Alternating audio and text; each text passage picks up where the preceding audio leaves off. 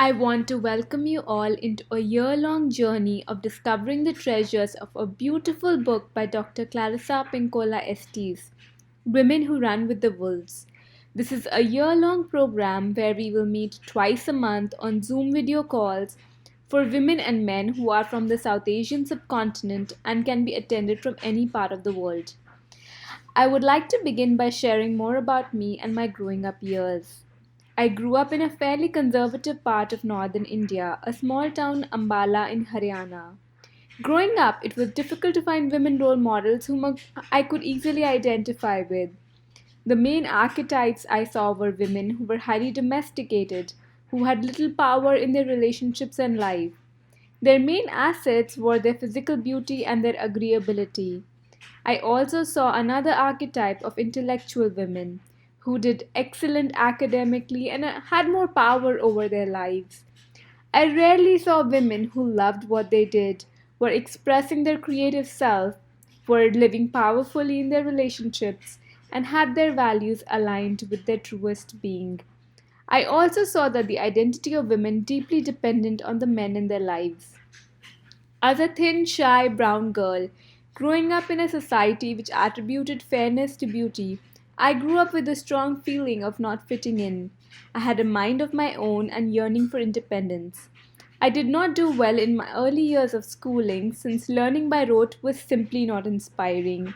My love for art, reading, and expression helped me survive school. However, my thirst for living a life I could call my own made me study hard in high school. Amidst trying to beat the oppressive Indian education system, where one is not encouraged to deeply question and be creative, took a huge toll, and I became highly underconfident of my abilities. My mother grew up in even more difficult times, where dancing and singing were not permitted in her family, and she had no freedom to even wear what she liked.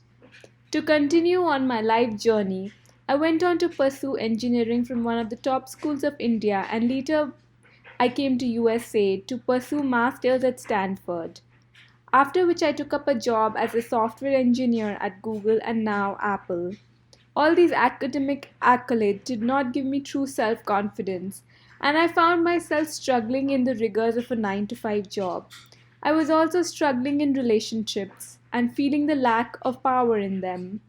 Fortunately, amidst all this chaos, I discovered my love for the outdoors, which made me truly feel alive.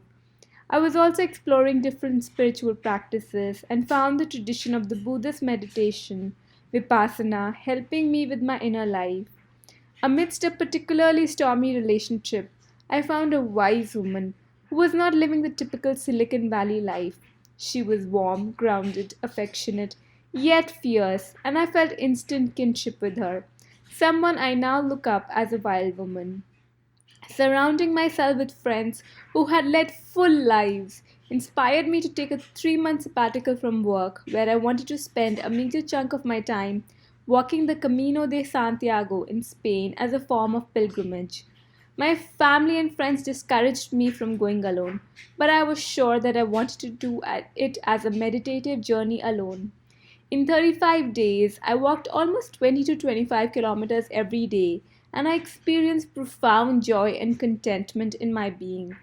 I was drinking in the beauty of Mother Earth and surrendering each day in its lap, practicing generosity in small ways I can, connecting to people and listening to their stories. After finishing the walk, I spent time with my family in India, then on a short but powerful meditation retreat, and traveled to the highest part of Himalayas, a part which felt untouched and pristine.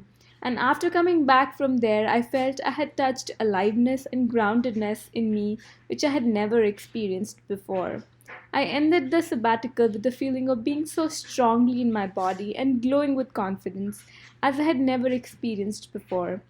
Coming back to Silicon Valley and amidst people living corporate lives where being busy is a state of being, I could strongly sense a lack of luster in people. I also started slowly losing the wild woman in me as I got busy in the normal humdrum of life. This experience created a strong yearning to experience the wildness in my being again and to live life in my power. I've learned that to be in your power is not to be forceful, manipulative, or aggressive. To be in your power is to be in alignment with your truth and values and to have strength in your being while being deeply grounded. It is after the sabbatical that one of my friends told me of Dr. Clarissa Estes' book, and I felt a deep resonance with the teachings.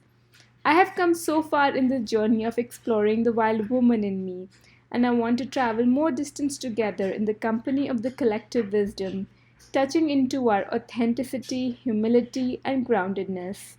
Reading this book is like being with a wise grandmother who knows the struggles of coming into womanhood and is teaching how to thrive in the world.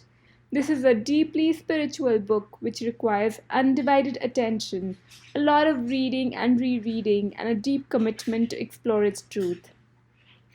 Dr. Clarissa starts the book with saying how wild women and wildlife are endangered species and how they're causal. She talks of wild not meaning out of control, but it means to live a natural life with deep integrity and healthy boundaries. She describes the qualities of wild as being loyal, strong life force, living, life giving, intuitive, and alert. The wild woman is highly instinctive in nature. She resides in the gut and not in the head. In the book, Dr. Clarissa describes intuition as the voice of the soul, which is the inner compass as we go through life, which makes life choices which will cause the least amount of fragmentation in the psyche. The wild woman knows right from wrong and knows how to be in the world. Each chapter of the book starts with a story and then draws out the meaning of each character as forces, both positive and negative, which exist in our psyche alongside forces in the external world. Dr. Estes teaches that stories instantaneously bypass the ego. While the ego is kept happy, thinking it's being entertained through the story, the soul and the spirit are listening deeply. The flow of images in stories is medicine, similar medicine as listening to the ocean or gazing at sunrises. Story flow where is needed and applies itself there, like an antibiotic that finds the source of the infection and concentrates there. Dr. Estes talks of how we must strive to allow our souls to grow in their natural way. This book asks for healthy self confidence and standing one's ground since the soul's voice often goes against the beliefs of the ego driven society. This book is not only for women but also for men who have lost their instinctual self, for those souls who overstay in bad relationships or unsatisfying careers, because either they have lost consciousness that something is wrong or lost the power to make a change. Another intention I have for our group is that we can explore and learn from our own Indian myths and from the lives of Indian goddesses and from Ramayana and Mahabharata. This book is not just for elite educated men and women, but for men and women everywhere. Since this is an online program, I deeply regret that those with no access to internet or understanding of English language will not be able to join us. I wish that the translation of the book existed in Indian languages. The closest words I could find to wild women in Indian language is Jugni, meaning female firefly. In spiritual poetry, Jugni means the spirit of life or the essence of life. Another word which reminds me of the wild women's essence is Pataka Guddi, made famous by the song of the same name. May the collective wisdom of this group help in liberation of all beings everywhere. I would like to close with words from the book. The doors to the world of the wild self are few but precious. If you yearn for a deeper life, a full life, a sane life, that is a door. If you love the sky and the water so much that you cannot bear it, that is a door. If you have a deep scar, that is a door. If you have an old, old story, that is a door. Thank you for listening.